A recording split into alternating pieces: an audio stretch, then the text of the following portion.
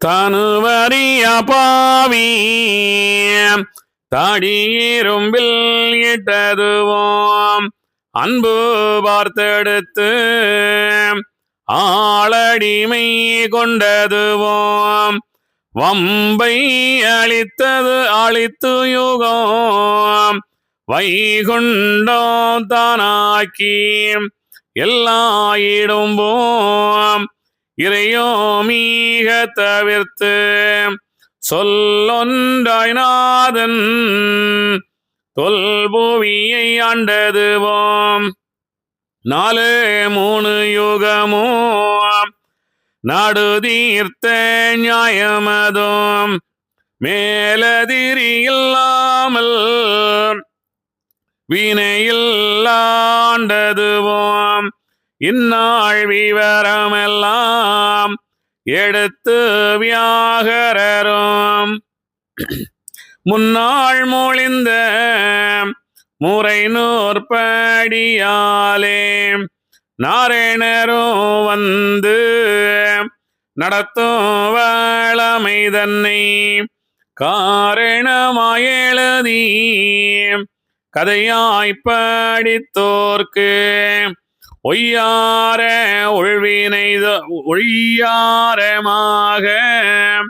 உள்வினை நோய் தீரும் என்று ஐயாவும் இக்கதையை அருளுகிறாரன் போரே பேயை எரித்து புதுமை மிக செய்ததுவோம் ஆயர் குலத்தை ஆளாக்கி கொண்டதுவோம் சான்றோர் குலத்தை தற்காத்து கொண்டதுவோம் நீண்ட புகழ் தருமோம் நிறுத்தி அரசாண்டதுவோம் 10 பெரிய பாலருக்காக வேண்டி செத்தெளியும் பாவி தடியிரும்பேலும் இருந்து பாடுத்தின பாடல்லாம் பாலருக்காக பொறுத்து உடுக்க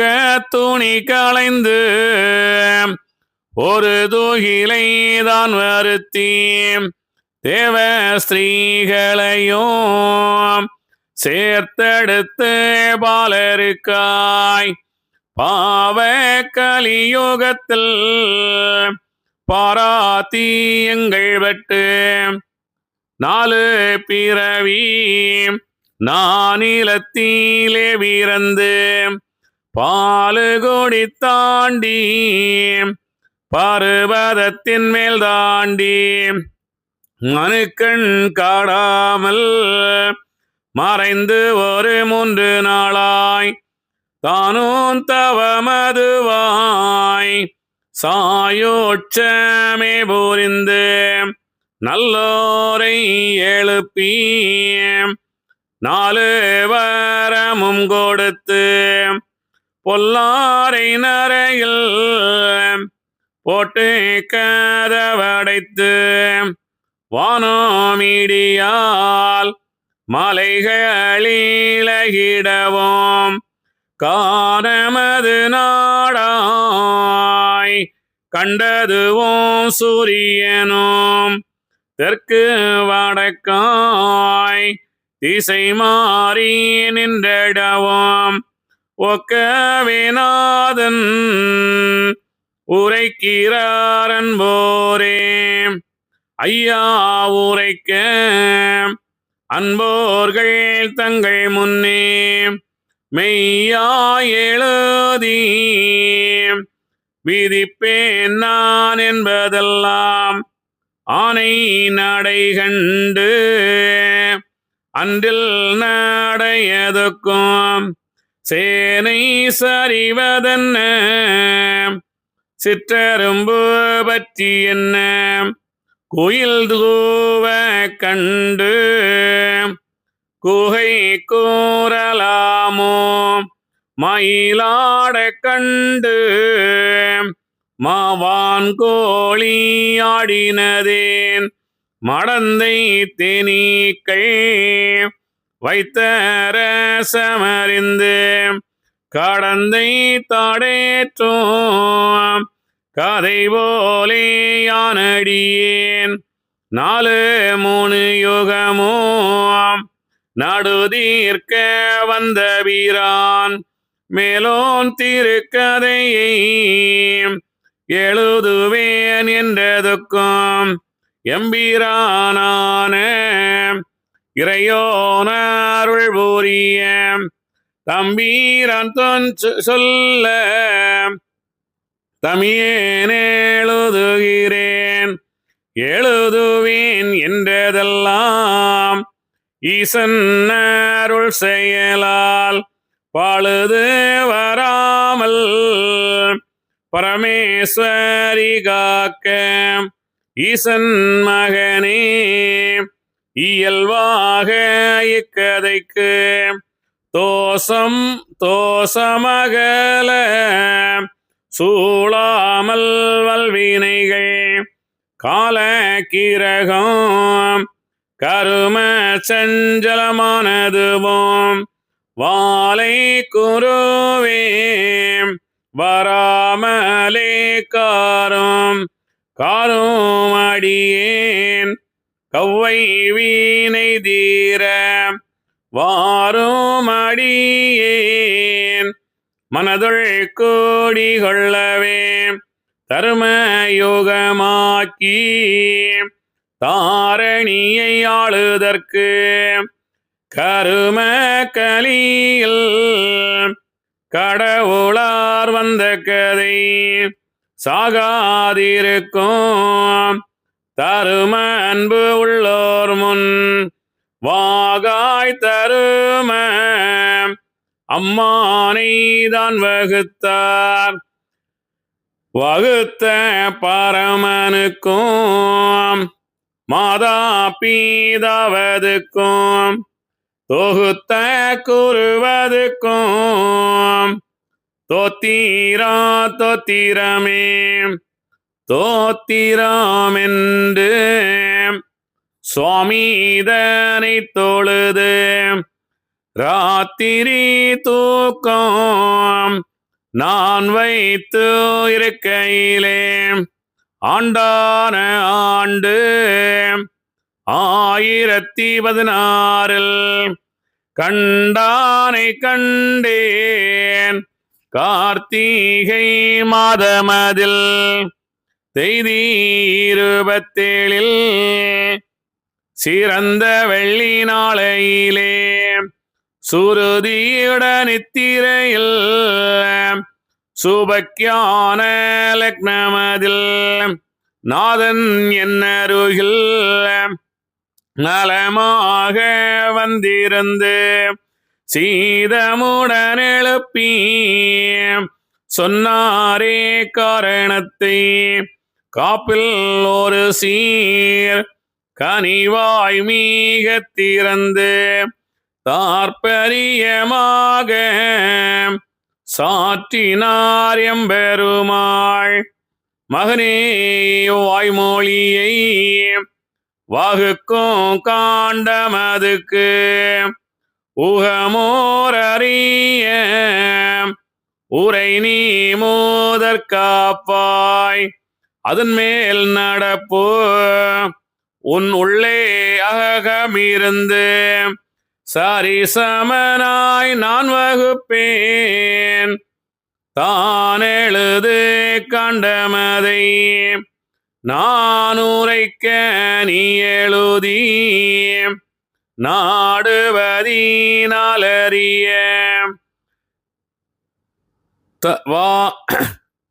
யானுரைக்க நீரெழுதி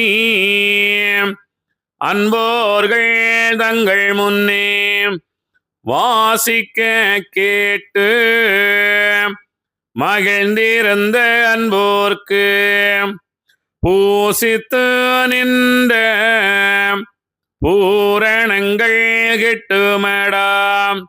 பழித்தோர் நகைத்தோர் பதிலதிரியாய் வரைந்தோர் களித்தோர் வறுமை கண்டு காடு நரகம் பொக்கிடுவார் மலடியோ மிக்கதையை மாவிருப்ப தோடிலகி தலமளந்தோனை நாடி தான் கேட்பாளாகில் என்னானை பார்வதியாள் ஈஸ்வரியாள் தன்னானை உன்னானை மதலை உடனே கீடைக்குமடா குற்றமது கொண்டோர் குணம் வைத்து கேட்பீரால் திட்டமது சொன்னோம் தீரும் தீருவானை. இங்கே அகில திரட்டம்மானை அரிகோபால சிஸ்டர் ஆரம்பிக்கின்றார். ஆரம்பிக்கும் போது எல்லா கடவுளையும் வாழ்த்துகின்றார். எல்லா கடவுளையும் என்ன செய்கின்றார்? அந்த காக்க அப்படின்னு எல்லாம் சொல்லிட்டே வர. அதாவது கடவுள் அப்படின்றது யார் நம்ம கண்டிப்பா தெரிஞ்சுக்கணும். ஏன் எதுக்காக சிவபெருமான் அப்படின்னு சொன்னாங்க? சிவபெருமான் அப்படின்னு நம்முடைய உயிர் தான் சிவன். ஐயா சிவ சிவ சிவ சிவ அரகர அரகர அப்படின்னா எனக்குள் உயிராக மனமாக இருக்கும் இறைவா. வேற எதுவுமே இல்லை. எல்லா மந்திரமுமே எனக்குள் உயிராக இருக்கும் இறைவா. எல்லா மந்திரமுமே நீங்க ஓம் என்று இருந்தே அகரம் உகரம் மகரம்.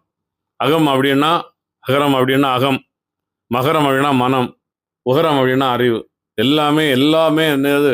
நீங்க பார்த்தீங்கன்னா சிவபெருமான் இந்த உடல் இருந்தால் சிவன் இருப்பார், இந்த உடல் இல்லைன்னா சிவன் போயிடும். அதான் இது சக்தி இல்லையல் சிவம் இல்லை, சிவம் இல்லையல் சக்தி இல்லை அப்படின்னு சொல்லுவாங்க.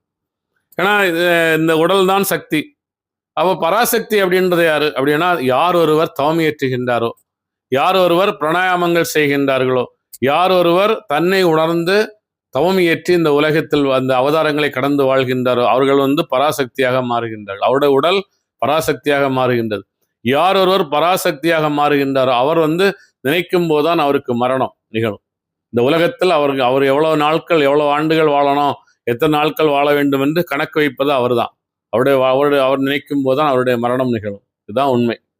அப்போ சிவபெருமான் அப்படின்னு நம்முடைய உயிர், நமக்கு சக்தி அப்படின்னா நம்மளுடைய உடல். பராசக்தி அப்படின்றது யார் ஒருவர் தியானம் தவம் செய்கின்றார்களோ, யார் ஒருவர் தனக்குள்ளாலே சென்று இறைவனை உணர்கின்றார்களோ, அந்த பிராணாயாமங்கள் செய்கின்றார்கள், அவர்கள் தான் என்ன செய்கின்றார்கள்? பராசக்தியின் உடலாக மாறுகின்றார்கள். இவர்களெல்லாம் காக்க வேண்டும். நான் ஒரு காண்டம் எழுத செல்லுகின்றேன். இந்த காண்டத்தில் எழுதுவது வரைக்கும் எனக்கு உடலில் எந்த தொந்தரவுகளும் வரக்கூடாது, எந்த இன்னலும் வரக்கூடாது, என்னுடைய குடும்பத்தை எல்லாம் காப்பாற்றுகள் அப்படின்னு சொல்லிட்டு இங்கே அரிகோபாலர் நிறைய சொல்லிட்டு வர்றார். அப்புறம் என்ன சொல்லுகின்றார்? இந்த காண்டத்தை நான் எழுதுகின்றேன். நான் என்ன சொல்லுகிறேன்? நான் கீழானவன், நான் இந்த இது கீழா இறைவன் மேலானவர் அப்படின்னு சொல்லிட்டார். இதை சொல்லிட்டு என்ன சொல்லுகின்றார்? நான் நிறைய சொல்லி 4 முனிகம் நடத்தியத்தை சிறான் அப்படின்லாம் சொல்லிட்டே என்ன செய்கின்றார்? இது அதாவது நான் கீழானவன், ஆணை நடக்கின்ற அண்டில் நடையதற்கும். யானை நடக்கிறது போல அண்டில் நடக்க முடியுமா? சேனை சரிவதென்ற, அதாவது நான் சின்னவன், ஐயா வைகுண்டர் பெரியவர் அப்படின்னு சொல்லிட்டார். இங்க ஒரு நல்ல ஒரு ஞாபகம் வச்சுக்கணும் எல்லாருமே. இங்க சரிசமனாய் நான் வகுத்த காண்டம் தன்னை அப்படின்னு ஐயா சொல்லுகின்றார். தனக்குள்ளால எழுந்து என்ன சொல்லுகிறார்? வெள்ளிக்கிழமை ஒரு தூங்கி கொண்டு இருக்கும்போது, கார்த்திகை மாதம் வெள்ளிக்கிழமை 1016ஆம் ஆண்டா, கார்த்திகை மாதம் வெள்ளிக்கிழமை ராத்திரி தூக்கம் 4 ஆண்டான ஆண்டு 1014 கண்டானை கண்டன் கார்த்திகை மாதம் தேதி 27ஆம் தேதி கார்த்திகை மாதம் 27ஆம் தேதி சிறந்த வெள்ளிக்கிழமை நாளில் சுருதியின நித்திரையில் சிவைக்கான லக்னத்தில் நாதன் என்னறையில் நலமாக வந்திருந்து அப்படின்னு சொல்லுகின்றார். ஐயா வைகின்றார். அவர்கிட்ட போய் அமர்ந்து நீ ஒரு நீ நினைத்து கொண்டிருக்கின்றாய், ஐயாவின் அந்த இதை நாம் எழுத வேண்டும் என்று நினைத்து கொண்டிருக்கின்றாய், நீ எழுது. அரிகோபாலர் அற்புதமான ஒரு கவிஞர். அவர் என்ன சொல்லுகிறார்? சரிசமனாய் நான் இருந்து தான் வகுத்த காண்டம் தன்னை அப்படின்னு சொல்றார். சரிசமனாய் நான் இருந்து தான் வகுத்த காண்டம் அப்படின்னா இங்கே ஆணை நடக்கின்ற அண்டில் நடக்கிறதுக்கும் சேனை தெரிவதில் சிற்றெரும்பு என்னன்னு சொல்லலாமா? அது தவறாக சென்று விட்டது. அதான் கதை. இங்கே கதைக்கும் காரணத்துக்கும் ரொம்ப வித்தியாசம். அவர் என்ன செய்கிறார்? அங்கே இந்த கொஞ்சம் கூட நான் நீ என்ற வேறுபாடு அற்றதுதான் கலி. நீ வேறுபாடு அற்றுவிட்டாலே நாம் கலியை கடந்து வந்து விடலாம். வேற ஒண்ணுமே கிடையாது. அது எப்பொழுது நிகழும்? கைதட்டும் பொழுதில், கண் சிமிட்டும் நேரத்தில் முடிந்தோம். நீ ஒரு சின்ன விஷயம் நல்ல ஞாபகம் வச்சுங்க. எல்லாருமே கண்டிப்பா தெரிஞ்சுக்க வேண்டிய ஒரு முக்கியமான விஷயம். யுகங்கள் அப்படின்றது இன்றைக்கும் நீடியுகம் நடந்து கொண்டுதான் இருக்கின்றது, சதுரயுகம் நடந்து கொண்டுதான் இருக்கின்றது. எல்லா யுகத்திலையும் மனிதன் வாழுகின்றான். 99% மக்கள் நீடி யுகத்தில் தான் வாழ்ந்து கொண்டிருக்கின்றார்கள். இது வந்து நம்ம போக போக கண்டிப்பா பார்ப்போம். எந்த ஒரு வேறுபாடும் அற்றதுதான் கலி. நீங்க கலியுகம் கடக்க வேண்டும் என்றால் வேறுபாடும் இருக்கக்கூடாது யாருக்குமே. கடவுள் வேற நான் வேறன்னு நீங்க நினைக்கவே கூடாது. கடவுளும் நானும் ஒன்றுதான். தூணிலும் துரும்பிலும் இருக்கிற கடவுள் எனக்குள்ள இருக்க மாட்டாரா? கண்டிப்பாக இருப்பார் இல்லையா? தூணிலும் துரும்பிலும் எங்கும் இதிலும் எல்லா உயிர்களிலும் இருக்கின்ற கடவுள் எனக்குள்ளால இருப்பார் இல்லையா? இல்லையா? அந்த எண்ணம் நமக்கு வேண்டும். அப்ப கடவுளை நாம் வெளியே கையெடுத்து கும்பிட்டால் நான் வந்து என்ன செய்ய, இறைவன் பெரியவன் என்று நினைத்தாலே நீ என்ன செய்கின்றாய்? நீ கீழான கலியில் தான் வாழுகின்றாய். நீ குரோனியாகத்தான் வாழுகின்றாய். குண்டோமசாலியாகத்தான் வாழுகின்றாய். தில்லைமலான நல்லோசியோகனாகத்தான் வாழுகின்றாய். சூரன் சிங்கமுகாசூரனாகத்தான் வாழுகின்றாய். இரணியனாகத்தான் வாழுகின்றாய். ராவணனாகத்தான் வாழுகின்றாய். துரியோதனனாகத்தான் வாழுகின்றாய். கலியனாகத்தான் வாழுகின்றாய்.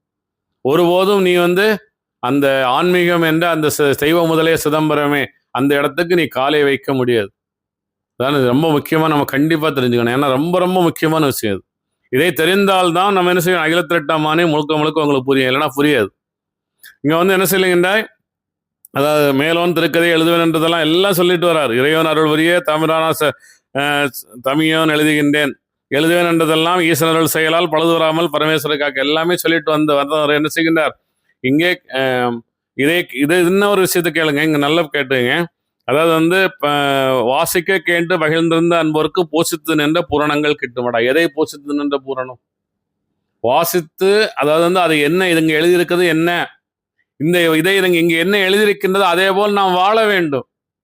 அதே போல் நம்மளுடைய வாழ்க்கையை நாம் அமைக்க வேண்டும். அப்படி அமைத்தால் நமக்கு என்ன செய்யணும்? அந்த பரிபூரண நிலையை நமக்கு கிடைக்கும். அதான் முக்கியம். கிடைக்கும்டா. அதாவது மலடியும் இக்கதையை மாவிருப்பமாக மலடி, அதாவது வந்து குழந்தை இல்லாதவங்கள மலடி அப்படின்னு சொல்றாங்க.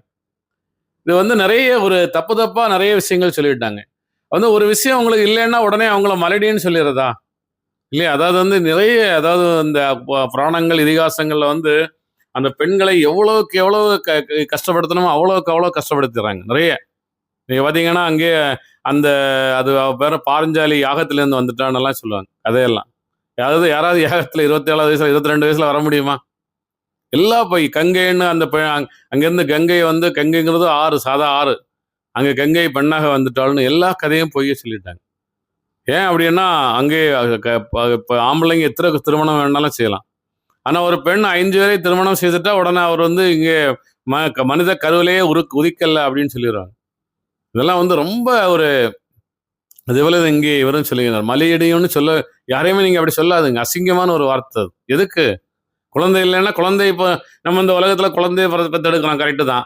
இந்த உலகத்துல எவ்வளவு பிரச்சனைகள் இருக்குது. அந்த நல்ல குழந்தைகளை பெற்றெடுக்க வேண்டும் என்று நாம் நினைக்கணும். இல்லை, ஒரு குழந்தைய நம்ம பெற்றெடுக்கிறோம். இப்போ அந்த அந்த அந்த அந்த குழந்தை ஞானம் இல்லாதவராக இருந்துட்டுன்னா எவ்வளவு ஒரு கஷ்டம்.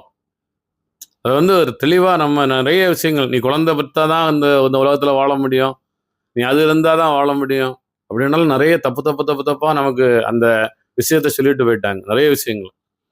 நீங்க இன்னொரு விஷயம் நல்லா கண்டிப்பா நீங்க ஞாபகம் வச்சுக்கணும். ஒரு விஷயம் என்னன்னா, எல்லாருமே நீங்க யாராக இருந்தாலுமே அது வந்து மனிதன் வந்து வாழ்க்கையில வந்து என்ன சாதிக்கணும், என்ன செய்யணும் அப்படின்னா, குழந்தை குட்டி பெற்றவன் எல்லாமே இவங்க அப்படின்றத வந்து ரொம்ப இன்னைக்கு வந்து ஒரு குடும்பம் அப்படின்னா குழந்தை இருந்தாதான் குடும்பம். ஒரு கல்யாணம் ஆன உடனே ஒரு பெண்ணிட்டு உடனே கேட்பாங்க, நீ வந்து எத்தனை குழந்தைங்க இருக்குது, குழந்தை பிறந்துச்சா, ஏன் பிறக்கல, ஏன் லேட்டு இல்லையா? உண்மை எவ்வளவு ஒரு கஷ்டம், ஒரு மனுஷனை கஷ்டப்படுத்துறாங்க ஒரு விஷயம். இங்கேயே இதே போல அறிவுரை இந்த மலடி அப்படின்ற வார்த்தையே சொல்ல வேண்டாமே. எதுக்கு? மழை கதையை மாவிருப்பத்தோடு இழகி தலமளந்தோடை நாளி தான் கேட்பாளானாக்கள் இல்லையா? என்னானை பார்வதியால் ஈஸ்வரிகள் தன்னா உடனே முதலே கிடைத்திருவான். வந்து இதை எப்படி நம்ம கொண்டு போறதுன்னே தெரியல. ஏன்னா ஆன்மீகம் அப்படின்றது வந்து நீங்க முழுக்க நல்லா தெரிஞ்சுக்கணும். வாழ்க்கை அப்படிங்கிறது வந்து நீங்க குழந்தை பெற்றாதான் வாழ்க்கையா? நீங்கள் வந்து ஒரு மனிதரை, உங்களுடன் இருப்பவர்களை நீங்கள் வந்து சந்தோஷமாக வைத்துக் கொள்ளுங்கள், அதான் வாழ்க்கை. யாரையுமே மனம் நோகிறபடி பேசவே செய்யாதுங்க. அது ரொம்ப முக்கியமானது. எல்லாருமே இறைவன் தான். இன்னைக்கு வந்து நம்ம இந்த வாழ்க்கை வாழ்ற காலம் சில காலம் தான், நம்ம அடுத்த செத்துப்போம். உங்களுக்கு இந்த இதுல கலந்து இல்லைன்னா இன்னொரு இதுல கலந்து கிடைச்சிடும். உங்களுக்கு என்னென்ன தேவை எல்லாமே கிடைக்கும். அதுக்கு நீங்க என்ன செய்ய வேண்டும்? முதலாவதாக நான் முக்கியமான விஷயம் என்னன்னா, நீங்க வந்து எல்லோருமே தன்னிலையை அடைந்து விடுங்கள். தன்னிலை அடைந்தால்தான் நமக்கு எல்லாம் பரிபூரணமாக கிடைக்கும். எல்லாமே நீங்க வந்து வெளியே இறைவன் என்று கைகூப்பி வணங்கி நம்மளுடைய அடிப்படையை நீங்கள் மாற்றி விட்டீர்கள். அடிப்படையை நீங்கள் மாற்றாமல் நீங்கள் வாழ்ந்துட்டீங்கன்னா, இந்த திருட்டபானை படிச்சவங்களுக்கு எல்லாம் எல்லாமே பரிபூரணமா கிடைச்சிருச்சா? அப்ப வந்து இது இது எல்லாமே பரிபூரணமா கிடைக்காதவங்க எல்லாம் அகிலத்திரட்டு படிக்காதவங்களா? இல்லை, ஏன் அப்படி இந்த வார்த்தைகள் எல்லாம் நமக்கு வேண்டவே வேண்டாமே? சில விஷயங்கள் வந்து வேண்டாம், அதெல்லாம் தவிர்த்துருங்க. ஏன்னா இது வந்து நம்ம எது எது எது நாம் எடுத்துக்கொள்ள வேண்டுமோ அதை எடுத்துக்கொள்வோம். ஏன் எல்லாமே பரிபூரணமாக நான் வாழ்ந்து எவ்வளவு சுத்தமா எவ்வளவு தெளிவாக யாரையுமே கஷ்டப்படுத்தாம வாழ்றவங்க எல்லாம் அவங்களுக்கு கஷ்டங்கள் இல்லையா? இல்லை அவங்களுக்கு பிரச்சனைகள் இல்லையா? எல்லாமே இருக்குது. இப்போ இந்த வார்த்தைகள் எல்லாம் நமக்கு ஆன்மீக அதெல்லாம் ஐயா வந்து தன்னுடைய சுயசரிதத்திலேயோ இல்லைன்னா வந்து அந்த சிவகாண்ட அதிகார பத்திரத்திலேயோ இல்லைன்னா வந்து அந்த இது சாட்டு நீட்டோல பத்திரத்துல எதுலையுமே வந்து இப்படி ஒரு வார்த்தைகளே அவர் சொன்னதே இல்லை. அவர் நம்முடைய புராணங்களில் இப்படி உள்ள வார்த்தைகள் இருக்கிறதுனால தான் நிறைய பிரச்சனைகள் இருக்குது. இதெல்லாம் நம்ம கண்டிப்பா தெரிஞ்சுக்கணும், ரொம்ப முக்கியமான விஷயம். இதெல்லாம் நீங்கள் தவிர்த்து விடுங்கள் நண்பர்களை, கண்டிப்பாக தவிர்த்து விடுங்கள். ஏன்னா சரிவாக எப்பவுமே வந்து சொல்றது விஷயத்த வந்து நல்ல அழகான விஷயம் பேசுங்க. ஒரு மனிதனுக்கு வந்து இதெல்லாம் அவசியமே இல்லை. குழந்தை இருந்தாதான் மனுஷனா? இல்லை இது பணம் இருந்தாதான் மனுஷனா? பொருள் இருந்தாதான் மனுஷனா? இல்லையா? உண்மையா இல்லையா? எல்லாருமே அந்த வேறுபாடே இல்லை நமக்கு, அந்த வேறுபாடே வேண்டாம். எல்லாரும் இந்த நாட்டில் வாழ்ற எல்லா குழந்தைங்களும் நம்ம குழந்தைங்க தானே. இந்த நாட்டில் வாழ்ற எல்லாருமே நம்மளுடைய தாய்மார்கள் தானே, நம்மளுடைய தந்தைமார்கள் தானே. யார் அவன் வேறு நாம் வேறா? அந்த வேற்றுமை அற்றதுதான் இங்கே கலியுகம். இதை வந்து நம்ம இந்த எண்ணத்தை நம்ம கண்டிப்பா இந்த இது கொண்டோம். இங்க என்ன செய்கிற சரிசமனாய் நான் இருந்து தான் உறுத்த காண்டம் தான். அங்கே கண்ணபிரான் அந்த அர்ஜுனனிடம் அங்கே சொல்லுகின்றார். அந்த போர்க்களத்துல போர் ஆரம்பிக்க போது அர்ஜுனன் சொல்லுகின்றான், இறைவா எதிர் நிற்பவர்கள் எல்லாம் என்னுடைய சகோதரர்கள் அல்லவா, எனக்கு என்னுடைய குரு அல்லவா, எனக்கு பாடம் சொல்லி தந்தவர்கள் எல்லாருமே அங்கே நிற்கின்றார்கள், என்னுடைய பாட்டனார் அங்கே நிற்கின்றார், நான் எப்படி அம்பை எழுதணும் அப்படின்னு அம்பை கீழே போடுகின்றார். அப்பொழுது அவர் அங்கே கீதை சொல்லுகின்றார். என்ன சொல்லுகின்றார்னா, எல்லாருமே சாகிறவங்க தான், எல்லாருமே சாகிறவங்க தான். உன்னுடைய கடமை இன்று நீ என்ன செய்ய வேண்டும்? இந்த போரை நடத்த வேண்டியது உன்னுடைய கடமை. யார் அங்கே நிற்கின்றார்கள்? நீ எதற்காக பார்க்கிறாய்? நீ தர்மத்தின் பக்கம் நிற்கின்றார், அவங்க அதர்மத்தின் பக்கம் நிற்கிறார்கள். யார் அதர்மத்தின் பக்கம் இருந்தாலும் சரி. அதேபோல நீங்கள் மக்களை, என்னுடைய நண்பர்களை நீங்க கண்டிப்பா நீங்க தெரிஞ்சுக்க வேண்டியது முக்கியமான விஷயம். யாராக இருந்தாலும் சரி, உங்களுடைய தாய் தந்தையராக இருந்தாலும் சரி, உங்களுடைய சகோதரர்களாக இருந்தாலும் சரி, அகம் பிரம்மாஸ்மி அப்படின்னு சொல்லாதவங்க பக்கத்துல நீங்க வந்து எந்த விஷயத்துக்குமே அவங்க கூட போகாதுங்க. ஏன்னா அவங்களுக்கு வந்து கண்டிப்பாக அந்த பக்குவம் இருக்காது. இறைவன் எனக்குள் என்று அந்த எண்ணமே அவளுக்கு இருக்காது. இறைவன் எங்கேயோ இருக்கிறாரு, அதனால அவர்கள் என்ன செய்யணும்? இறைவன் அங்கே இல்லை, பார்த்து கொண்டில்லைன்னு தவறுகள் செய்து விடுகின்றார்கள். அதனால வந்து அவர்கள் கண்டிப்பா, அதனாலதான் சொல்லுகின்றார், ஐயா கண்ட தெய்வங்களை கையெடுத்து கும்பிடாதுங்க. நிறைய விஷயங்கள் சொல்லுவார், நம்ம போக போக பார்ப்போம். அது தெளிவான விஷயங்கள். சில விஷயங்கள் எல்லாம் நீங்கள் என்ன செய்யுங்கள்? இந்த வார்த்தைகளில் நீங்கள் தடுத்து விடுங்கள் சொல்றதே அப்படின்னு இங்கே சொல்லிட்டோம். நம்ம அடுத்தது என்ன சொல்லுகின்ற பார்ப்போம். அப்படி அதாவது சரிசமனாய் நான் இருந்து அங்கே கண்ணன் என்ன சொல்லுகின்றார்? அந்த இது அர்ஜுனனுக்கு, அர்ஜுனா எனக்குள்ளாலே பார், இந்த அண்டம் எல்லாம் இங்க இருக்கின்ற எல்லாருமே எனக்குள்ளால் இருக்கின்றார், நீ பார் அப்படின்னு காட்டுகின்றார். அர்ஜுனனிடம் சொல்லவில்லை, அர்ஜுனா நீயும் இந்த அண்டத்தை எல்லாம் இந்த பிண்டத்தில் படைக்க வேண்டும் என்று சொல்லவில்லை. அது இங்க சொல்லுங்க, சந்திரனும் சூரியனும் ஒன்று போல இருக்கணும்னு ஒரு வரி சொல்லிட்டு வரார். சந்திரனும் சூரியனும்னா, சந்திரன் என்பவன் யாரு அப்படின்னா, சூரியனில் இருக்கின்ற ஒளியை எடுத்து நமக்கு பிரகாசிப்பவன். நம்ம என்ன செய்யணும்? ஐயா சொல்லுவதை எடுத்து நாம் சொல்லுகின்றோம் அப்படின்னு நம்ம சந்திரனாக வாழுகின்றோம். நாமே தியானம் செய்து தவம் செய்து உணர்ந்து சூரியனாக மாறும்போது நாம் என்ன செய்யணும்? ஒரே தளத்தில் நாம் மாறுகின்றோம். எல்லாமே அதான் சொல்லிட்டு ஒன்றுனா சொல்லிட்டு வந்துட்டு இங்க அர்ஜுனனிடம் அதான் கேட்கிறாரு. அர்ஜுனா வார், எனக்குள்ளால இந்த அண்டம், இங்க இருக்கிறவங்க எல்லாம் எனக்குள்ளால இருக்கிறாங்க, இந்த அண்டம் எல்லாம் இந்த பிண்டத்துல இருக்குது பார் அப்படின்னு சொன்னவரு, அர்ஜுனா உனக்குள்ளாலேயும் நீ அதை தான் பார்க்க வேண்டும், உனக்குள்ளாலேயும் நீ தியானம் தவம் செய்து இந்த அண்டத்தை எல்லாம் இந்த பிண்டத்தில் படைக்க வேண்டும் என்று சொல்லவில்லை. நீயும் நானும் வேறல்ல அப்படின்னு சொல்லி நான் இறைவன் என்று சொல்லுகின்றார். இல்லை, நீயும் இறைவன் தான் அர்ஜுனா என்று சொல்ல வேண்டும். அதான் வந்து அடுத்த அவதாரம், அதான் வந்து இங்கே கலியுகம் அப்படின்னு சொல்றாரு. யாருமே சரிசமனா, யாரும் நீ வேறு நான் வேறு இல்லை, நீ அங்க இறைவன் பெரியவன் நான் சின்னவன் அல்ல, அந்த வேற்றுமை அற்றதுதான் இங்கே கலி. அதான் இங்க சொல்லிட்டார். அடுத்து சரிசமனாய் நான் இருந்து தானகுத்த காண்டம் அப்படின்னு சொல்லிட்டார். சரிசமன், ஐயா வேறு நாம் வேறு அல்ல, ஐயா துணையாக நமக்கு இருக்கின்றார், நாம் ஐயாவை போல் கடந்து செல்ல வேண்டும். அதான் சொல்லிட்டாரு. அதுக்கு நீ என்னென்ன காரணங்கள் என்னென்ன விஷயங்கள் சொல்லிட்டாருன்னா பார்ப்போம். நாராயணரும் நல்ல திரு செந்தூரில் பாரோர்கள் மைக்க பள்ளி கொண்டு அங்கிருந்து ஆண்டாயிரத்து ஆவென்ற லக்கமதில் நன்றான மாசி நாளான நாளையிலே சான்றோர் வளரும் தாமரையோ நற்பதியில் மூன்றான சோதி உறைந்திருக்கும் தட்சணத்தில் வீந்திருந்த நல்பதியின் வளமை கேளம்மானை மூவாதிரு மூவர் உறைந்திருக்கும் தட்சணமே தேவாதி தேவர் திருக்கூட்ட தட்சணமே வேத புரோகி விளைந்திருந்த தட்சணமே நாதாந்த வேதம் நாடுகின்ற தட்சணமே அகஸ்தீஸ்வரரும் அமர்ந்திருக்கும் தட்சணமே மகத்தான மாமுனிவர் வாழுகின்ற தட்சணமே தானுமால் வேதன் தாமதிக்கோ தட்சணமே ஆணுவம் சேர்க்காளி அமர்ந்திருக்கோ தட்சணமே தோசமிகு கருமம் தொலைக்குகின்ற தட்சணமே நீசவினை தீர நீராடோ தட்சணமே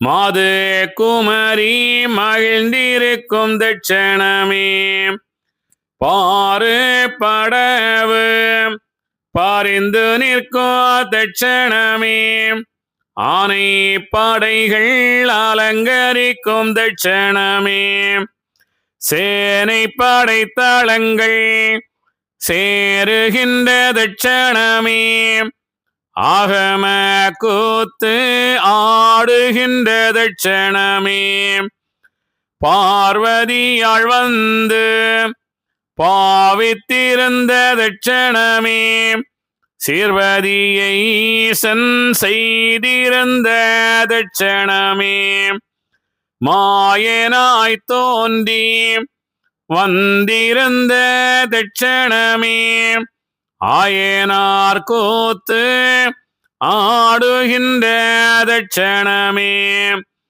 தட்சணத்தின் புதுமை செப்ப முடியாது அச்சமில்லா பூமி அடவு கேளம்மானை கச்சனி தனத்தாளோடு கரமிட தன்னலீசர் பச்சைமால் முனிவர் தேவர் பதுமலர் கமல தேவி நிச்சயமான கன்னி நிறைந்திடோ பூமியான தட்சணாபுதுமை சொல்லி சீமையின் இயல்பும் சொல்வோம். இங்கே தட்சணத்தை பற்றி சொல்றாரு. இன்னைக்கு நீங்க தட்சணத்தில் போனீங்கன்னா என்ன தெரியுது உங்களுக்கு? தட்சணம் அப்படின்னா சுவாமி தப்புன்னு சொல்றோம். இன்னும் நீங்க அங்கே போனீங்கன்னா இதே போல இருக்கிற அகஸ்தீஸ்வரர் அங்கே எங்கே இருக்கிறாரு? அதாவது மூவரும் அந்த தேவர்களும் அங்கே எங்கே இருக்கிறாங்க? இங்கே பார்த்தீங்கன்னா அங்கே பக்கத்துலேயே ஒரு சுடலமாடம் சுவாமி கோவில் வந்துருச்சு. அது வந்துருச்சு, இது வந்துருச்சு. அது அங்கே ஒரு அமைதியே இல்லாமல் இருக்குது. ஏன் அப்படி ஆச்சு? ஏன் அந்த தட்சணா பூமிக்கு இந்த நிலைமை? ஐயா வைகுண்டர் அற்புதமான விஷயங்களை நமக்கு சொல்லி சென்ற ஐயா வைகுண்டர் இருந்த இடம் ஏன் இப்படி ஆச்சு இல்லையா? அடுத்து என்ன சொல்லுங்க பார்ப்போம்.